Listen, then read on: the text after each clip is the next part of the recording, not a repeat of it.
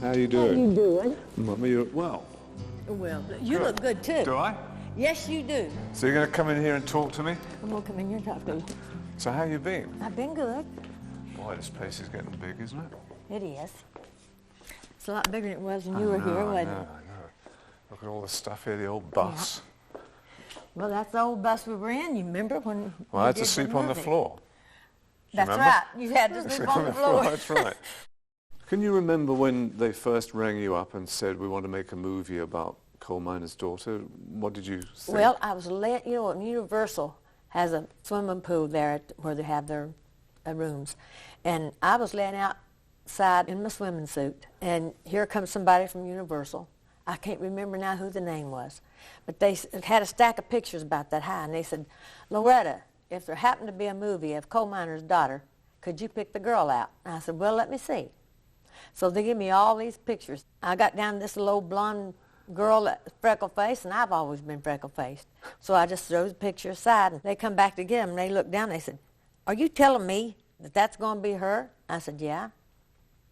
And you know, they didn't believe that for a long time. So Mooney helped Tommy. How did you help Sissy? Well, she was with me off and on for a year. And it liked to kill me because I was doing 2 shows a night at that time, as you know, as you well know.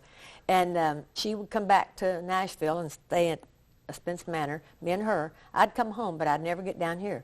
I would stay at the Spence Manor. And we'd put the songs on lampshades, pin them up there with clothespins. And I'd go in front of Sissy and with my guitar and singing, and she'd come behind me with her guitar and sing. And then we took all of my voices off the soundtracks. Owen Bradley did. And Sissy went in the studio, and we worked that way. And then he took a live band, brought her in the studio, and made her sing like me. And I took her on the Opry, I think it's 3 times. Opry members could not tell when I would quit a verse and she would take on a verse. Now that's how close we were. I mean, did you have to teach her the way you sang? Yeah. She picked it up fast. She just liked to be with me. And she was going to make sure it was just like me. And she did it. She done it so well, Patsy and Peggy were about 9 years old, and I walked in the house, and they said, Mommy, I want you to quit talking like Sissy Spacek. And what was it like when you saw the film, seeing someone play yourself? It must be weird. That's why I can't watch it. I just can't watch it. I don't watch it. Why? There's too much real in it. You pulled out stuff in that movie that nobody could have pulled out. Can you tell me like what? Yeah, I can tell you like what. He pulled out Daddy on the porch. And Daddy and Mommy do going from from the bedroom back to the porch. And that was the last bad scene that was in my mind because it really bothered me that Mommy and Daddy cried all night. And I never forgot that. And that was pulled out. And then all that was brought back. Other people, they see things in that movie. And they asked me about the movie. Was this going on when this happened? And I'd say, yes, it was. And they'd say, we almost knew that. It didn't show it, but we almost knew it. Do you remember the stuff in the film when you had your breakdown on stage and all that? What was that like for you to look at? It hurt. I just turned my head when it would start that and keep it turned till I felt that part was over, and then I'd start looking at the movie again when I was having to watch it, you know. I was working every day when I had the breakdown. Every night, you know, doing 2 shows a night. When the kids started already walking and then watching them grow and not being there. I think this is what got me more than anything. And I just stopped eating. And when you stop eating, you get sick. And I just worried myself sick. It's a real story, and you really did triumph. I mean, how did you do it? How did you live this life? Well, it's been hard, but it's been good, too. I mean, there's been bad times and there's good times. I'm just Loretta Lynn. Take me as I is or whatever, you know. Never change. If you have to change to be something, then you shouldn't be whatever you... If I had to change to be a singer, I wouldn't be a singer. It's hard enough to be yourself. Why be somebody else? Yeah, that's what's so powerful to me about your life and the movie is that you never lost touch with your roots, did you? No. And you know, something last year really hit me, though. I always go back to Kentucky, and I usually just run through the house, you know, and look at the fireplaces where every time I'd grow a half an inch, I'd have it marked on the fireplace, you know, the mantle. And I was just running through the places and just memories everywhere, you know. And last year I went back and I stood on the porch, and for the first time I looked around and said, how did I get out of here?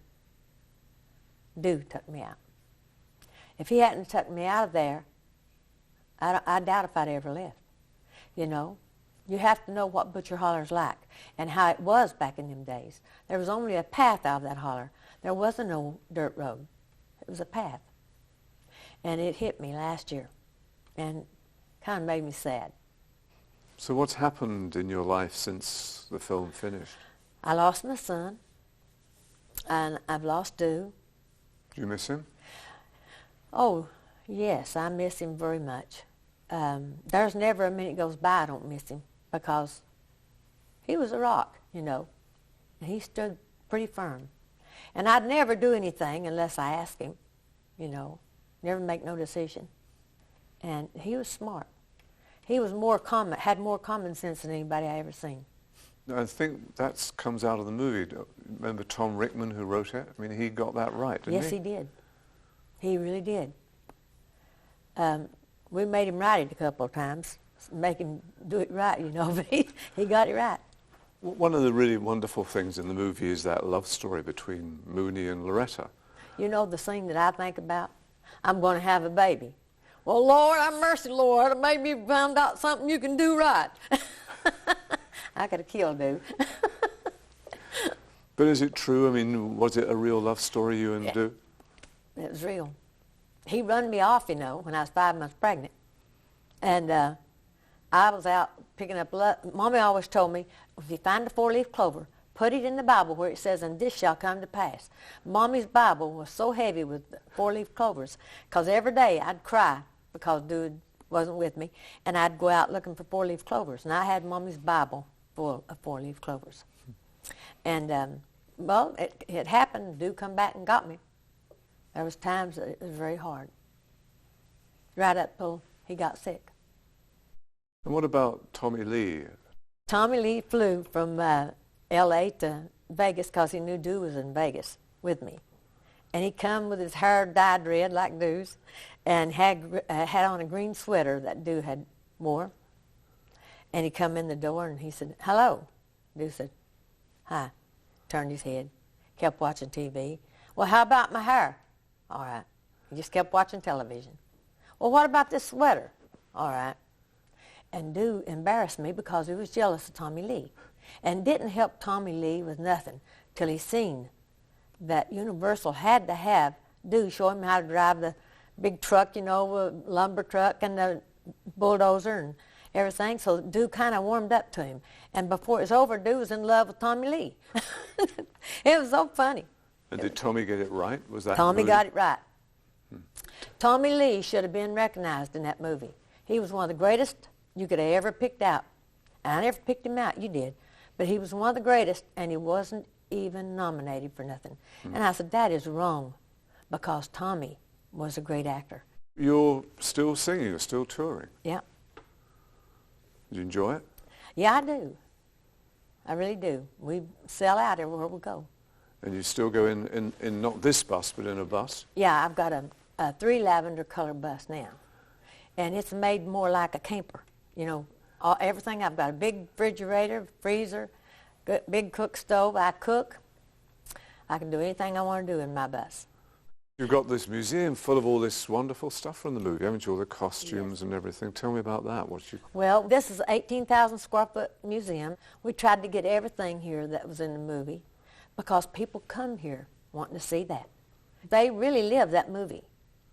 So you've done an amazing amount of work here with building haven't Butcher I? Holler. Tell me what you've done here. Well, I got Butcher Holler right behind us here. We went up there just to have a look where we shot that stuff. Yeah. Do you remember that? Oh, did you? Yeah, that old house. And this is great, this Hurricane Mills. Just tell me what you've got here. Well, people come and they go through the Annabella home, and that's where you did a lot of the movie. And they go through there, and they know everything that was there because they've seen it in the movie. And if it ain't sitting right where it's supposed to be, they'll holler. People asked me about that, and I said, that was right in my bedroom. Come right in my bedroom and did that movie. That's a Cadillac that I drove backwards and forwards to Nashville. I wrote all my songs in there. Fist City, You're Looking at Country, I Want to Be Free, every one of the hits in that Cadillac. And I looked down, I was going 105 miles an hour. If they'd have caught me, they'd have thrown me in jail and thrown the key away. So everything's in here that was in the movie just about. The dress, Coal Miner's Daughter, and Dew's Jeep, and everything that, you know, he did. There's the church here, remember, where we shot Yeah, my church is sitting over there, and people come and get married there. So the movie's still a big part of your life? Oh, yeah. The movie's probably one of the biggest things still in my life. It'll never die. So when you do the tours, do people ask you about the movie? Do they still remember the movie? Oh, they still watch this movie. I mean to tell you, they go out right today and buy the movie as if it was just out yesterday. There just wasn't one age that it hit. It hit 3 generations. People will say, I've watched your movie 70 sometimes. This is no lie. Everybody that tells me this, it's 70 some or 100. I mean, it's never 3 times. And these are strong people, aren't they? I mean, there never has been a film before Coal Miner's Daughter which really dealt with this part of the world, the Appalachians. That's right. They never was, and I often wondered why. And I think that you were the first to do that, and I think it's great. I think one of the reasons was that I was foreign. You know, I come in from outside, and I didn't have any, because Your Hollywood. mind wasn't all clogged up with everybody's stories. That's why I said when they sent this director on the road with me for a week, I said he makes good films, but it would be on my expense. I knew when I seen you that you do a good job. I felt that, and I told him, I said, Michael will never do it on my expense. And they said, all right. So that was a worry that they could have made a film that made fun of you? That was my worry, and that's why I didn't let the other guy do it. So when people see the film, what do you want them to come away with? When people see this film, they know life is not a bed of roses. And I think when this film shows that it's not a bed of roses, life is life. Sometimes there's a good day and sometimes there's a bad day. And this film showed that. Yeah, I'm proud to be a coal miner's daughter. I remember well the well where I drew water. The work we done was hard. At night we'd sleep 'cause we were tired. I never thought of ever leaving, but your holler.